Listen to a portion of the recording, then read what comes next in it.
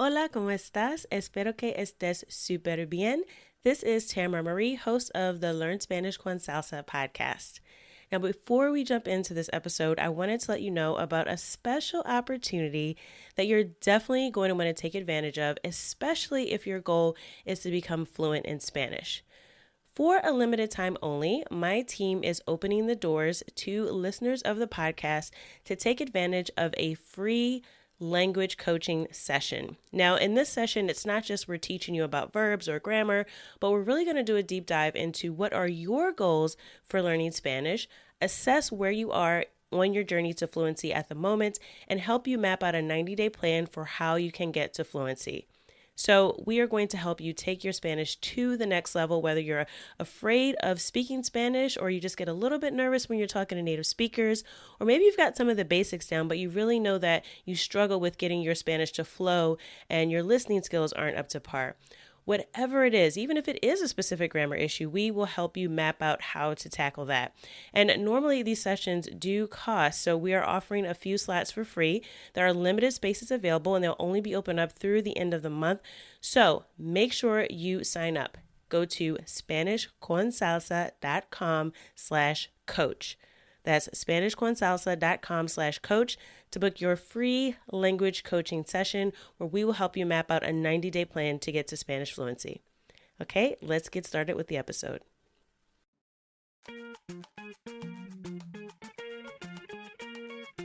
Bienvenidos! Welcome to the Learn Spanish con Salsa podcast, the show for Spanish learners that love music, travel, and culture. Close your grammar textbooks, shut down the language apps, and open your ears to how Spanish is spoken in the real world. Let us show you how to go from beginner to bilingual. Here is your host, certified language coach, Tamara Marie. Hola, bienvenidos al episodio 107. Welcome to episode 107 of the Learn Spanish con Salsa podcast.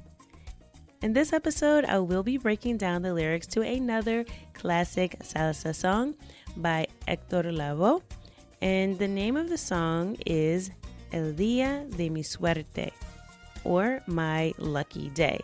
Now, you may remember a few weeks ago, if you've been following the podcast, we had our goal setting challenge, and part of the activities in the goal setting challenge included some vocabulary and grammar and listening comprehension exercises using this song.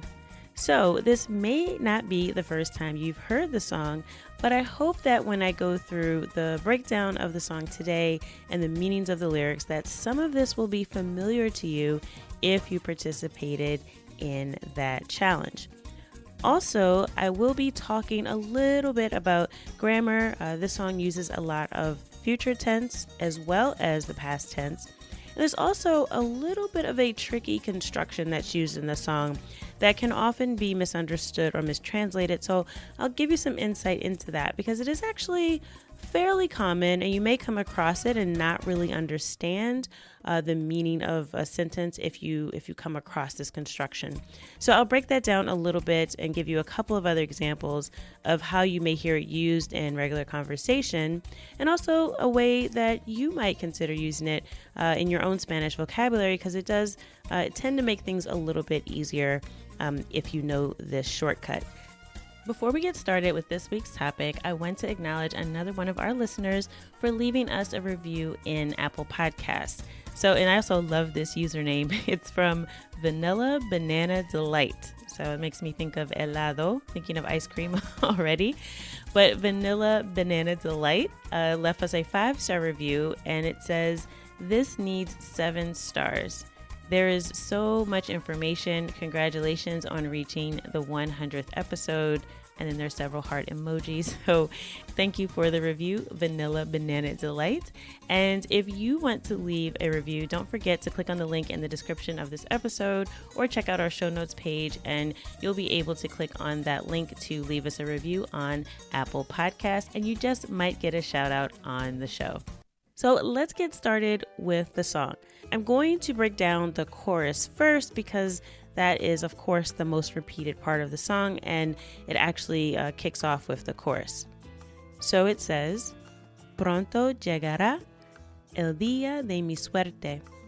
Sé que antes de mi muerte, seguro que mi suerte cambiará. So let's take a look at that line by line. So you'll notice, like I said, there is a lot of use of the future tense in this song. And if you're listening closely, you can hear that just by listening to where the stress is in the verb. So, for example, it starts out, pronto llegará. So that llegar is followed by the a sound at the end, and that's where the emphasis is. So that's a dead giveaway. Anytime you hear that, you sort of hear the infinitive followed by a stressed vowel sound, that you know you're dealing with the future tense. Okay, so pronto llegará means something like soon it will come, or it will arrive soon. And, he's talking about what that is in the next line. But this is the verb llegar, which is to arrive. So llegará means, it will arrive. El día de mi suerte. So that's what he's referring to. So soon my lucky day will come. So of course, el día is the day, and it's literally the day of my luck. So el día de mi suerte, my luck. But in English, we'd probably translate it as my lucky day. And also remember that it's el día and not la día.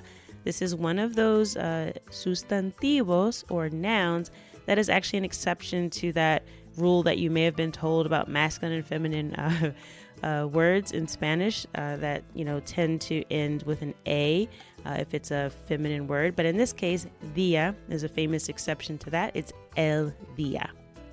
Sé que antes de mi muerte. So this sé que, this is actually from the verb saber, which is to know. So sé is the yo or first person form. So sé que is I know that. Antes de. So this antes is before. And a lot of times with these prepositions in Spanish, there are other, auxiliary words that come with them. So this antes de, you can kind of think of that as a full phrase that just means before.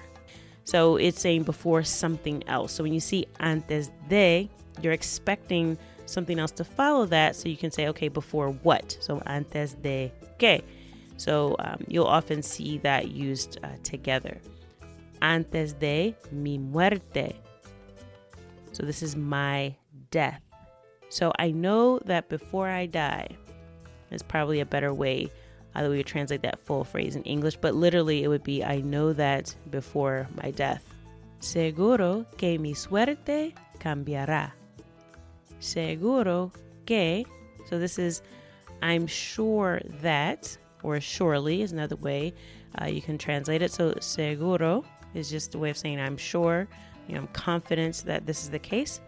Seguro que mi suerte, my luck, cambiará.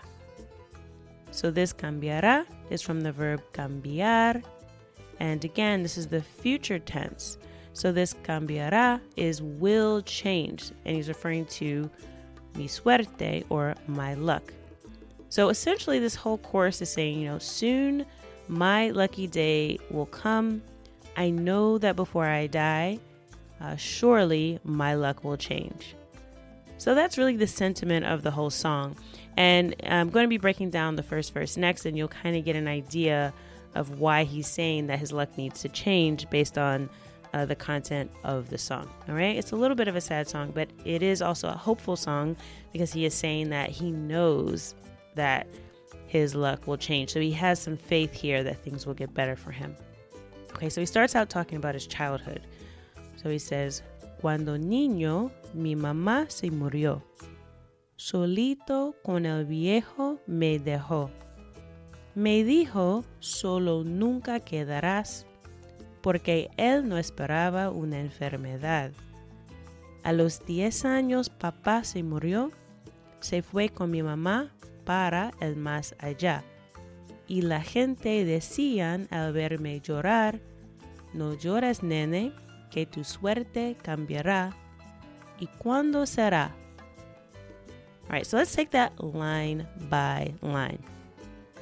So he says, cuando niño, mi mamá se murió. So cuando is when. Niño literally means boy, but it can also be used to refer to male children. So cuando niño is sort of a shortcut of saying, cuando era niño. So when I was a young boy or when I was a child. Mi mamá, which is my mother, se murió. She died. So when I was a child, my mom died. Solito con el viejo me dejó. Solito con el viejo me dejó. So this solito is actually interesting because this is the word solo, which means alone, but it is the diminutive form. So instead of just saying solo, he says solito. All right, so solito, like despacio, despacito. So chico, chiquito. So again, you can make lots of different words diminutive in Spanish, and solo is no exception to that. So he says solito. He's probably saying that because he's talking about something that happened when he was a child. Con el viejo, and this is with, literally this means with the old, okay, el viejo. But, when you see sort of this definite article el, which is the, right before viejo, it's really, more of a colloquial way of saying the old man. So if I say la vieja, it's like the old woman, or el viejo is the old man. So it's talking about a person, and it's another way it used to refer to like your mom or your dad. It's not really offensive, I guess, like saying, oh, the old man. Probably women wouldn't like it as much if you say the old woman, but it is pretty common in Spanish. So translating it probably wouldn't go over too well, but in Spanish it's perfectly fine to say el viejo or la vieja. So in this case, he's saying, he is with the old man. And then he says, me dejó. So this dejó is the past tense of the verb dejar, which in this case means to leave. So she left me alone with the old man. So when his mom died, he had to live with his dad, and it was just him and his dad. Me dijo, solo nunca quedarás. Me dijo, solo nunca quedarás. So me dijo is the past tense of the verb decir, which is an irregular verb. So this me dijo is, told me. Okay, so someone told me. And in this case, it looks like he's referring to his dad that he just talked about in the previous line. Me dijo, solo nunca quedarás. So that I would never be left alone. Or you could think of the verb quedar as meaning to remain. So I would never remain alone. And nunca, as you know, is never. Porque él no esperaba una enfermedad. Porque él no esperaba una enfermedad. So this porque is because. Él no esperaba. So he did not expect. And this is interesting because the verb, this is actually the imperfect past tense of the verb esperar. So esperaba. Anytime you hear like sort of that aba, that ABA, it's sort of an indication that it's an AR verb in the imperfect tense. Let's take a quick pause to hear from one of our sponsors. The Learn Spanish con Salsa podcast is sponsored by Shape and Foster.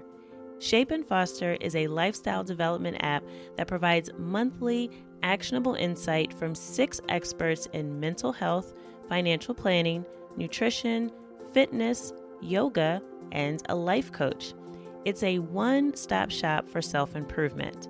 The app provides a proactive and informed approach to improving your mental well-being by enabling you to build practices and habits. Lifestyle development is about enhancing your quality of life by improving awareness, identity, and potential in one community of actionable insight. Learn the 6 pillars essential to a healthy heart and healthy mind in one unique app. Visit www.shapeandfoster.com for your free 14-day trial.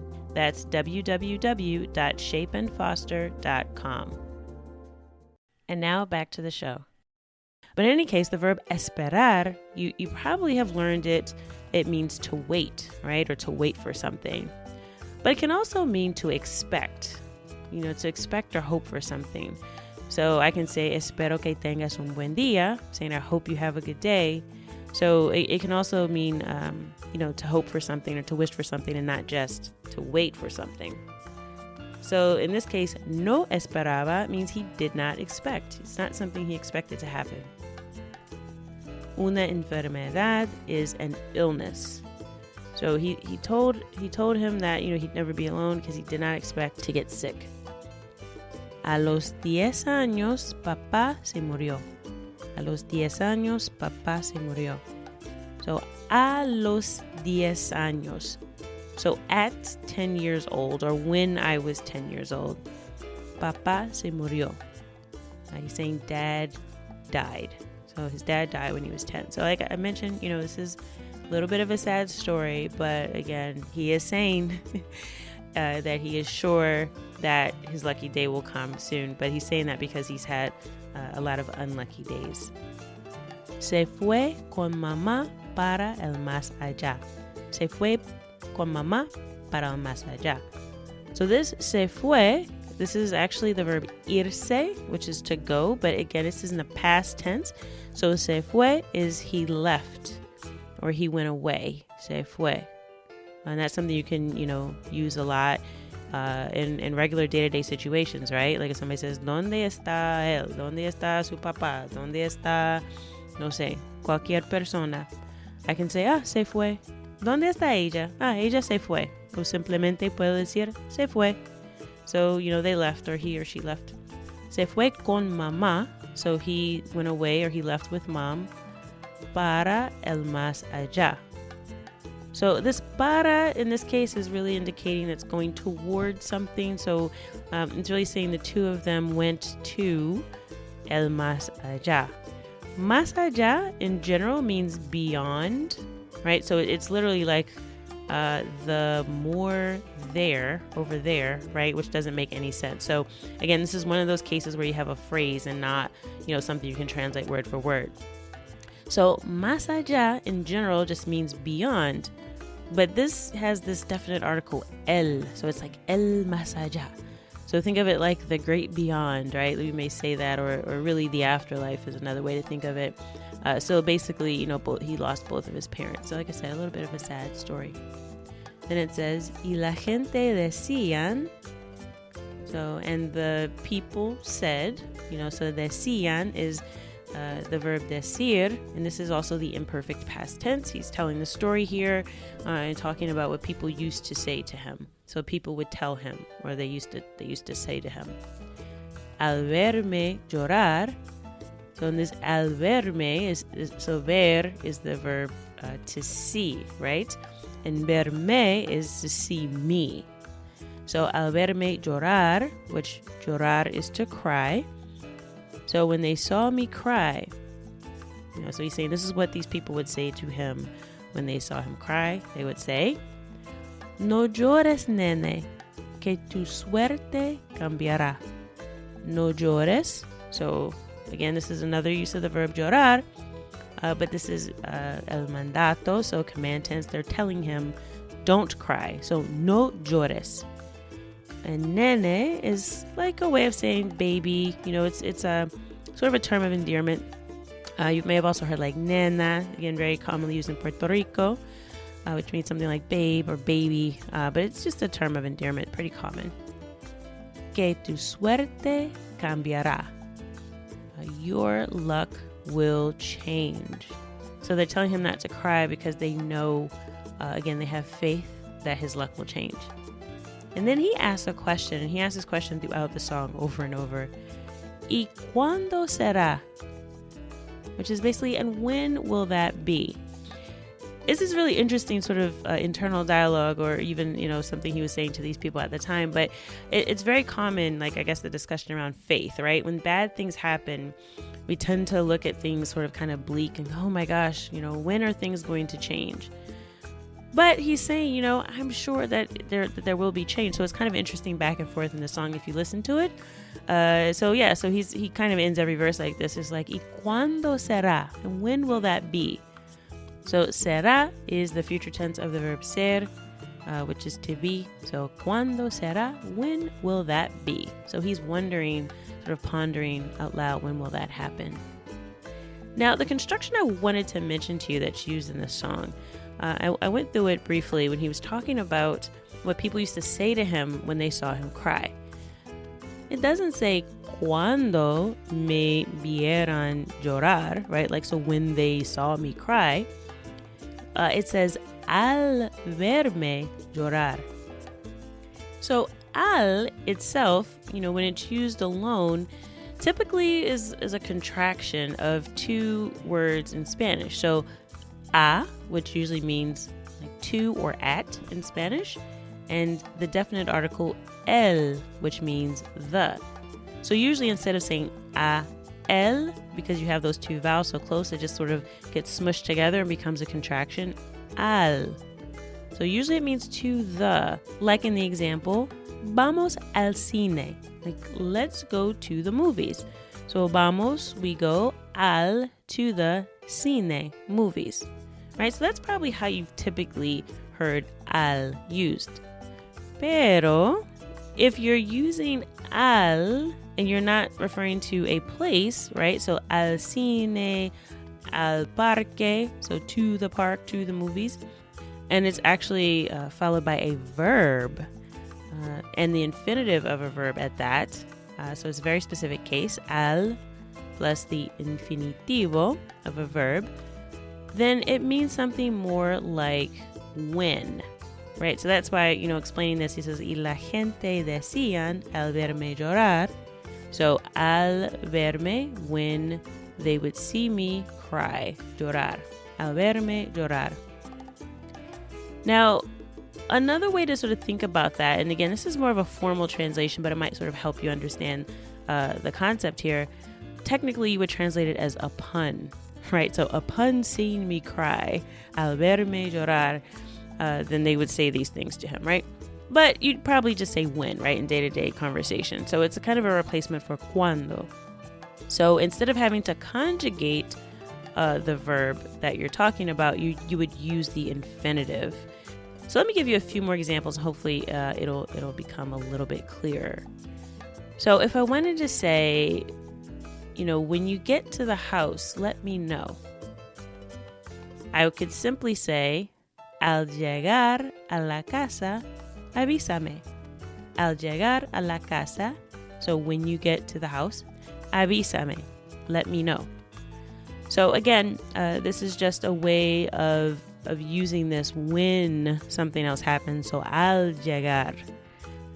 Another example is, al encontrar la cura, el médico puede ayudar a los enfermos. Al encontrar la cura, el médico puede ayudar a los enfermos. So upon finding the cure, the doctor can help the patients or the sick people. Al encontrar, again, upon finding or when he finds the cure, puede ayudar a los enfermos. Let me give you one more example. Me duermo inmediatamente al acostarme. Me duermo inmediatamente al acostarme. So this al I'm using now with the verb acostar, which is to lay down. Al acostarme, so upon laying down or when I lay down, I fall asleep immediately. So me duermo inmediatamente, I fall asleep immediately. Al acostarme, upon laying down. So as soon as I get in bed or when I get to bed, I fall asleep immediately. And that's definitely wishful thinking on my part. I wish I could fall asleep immediately. That definitely does not happen to me. But anyway, hopefully these examples give you some idea of how you can use this. And you may notice it's a little bit of a shortcut because I don't have to conjugate the verb I'm using, right? There's some context here though, right? So me duermo, I'm talking about myself. So I don't have to really, conjugate the verb acostarse because I'm already talking about myself. So maybe you'll find this a little bit easier, or at least you'll start to recognize it when you hear it. Because sometimes when you use the word cuando, it could influence the conjugation that you use depending on the situation. So this al plus the infinitive of a verb meaning when, can be a little bit useful. But it's also something, again, you might want to be on the lookout for, because when you hear it, you may mistake it, or you may kind of go, oh, what? Like, that doesn't make sense, right? Because technically it's like, oh, to the see me. It doesn't really make sense if you try to translate it literally. So you have to be aware that if you see al followed by the infinitive of a verb, then it means when that thing happens, or upon it happening. So hopefully that was clear. And this is really a great song. So if you want to get the full lyrics with the breakdown and the full translation, sign up to be a supporter of the show. When you sign up at learnspanishconsalsa.com/support, we have several different options you can choose from if you want to sign up to support the show so that we can continue bringing you new content each and every week. We would really appreciate it. And in exchange for that, you'll also be able to access not just this particular song that we covered in this episode, but you'll also get access to all of our episodes. And we have transcripts for each and every one. And wow, we're at episode 107 now. So that's a lot of content you'll have access to if you sign up to support the show. So check it out at learnspanishconsalsa.com/support. And as always, I hope that something that you heard in this episode of the podcast has helped you go at least one step closer from Spanish beginner to bilingual. Hasta la próxima. Thank you for listening to the Learn Spanish con Salsa podcast at learnspanishconsalsa.com.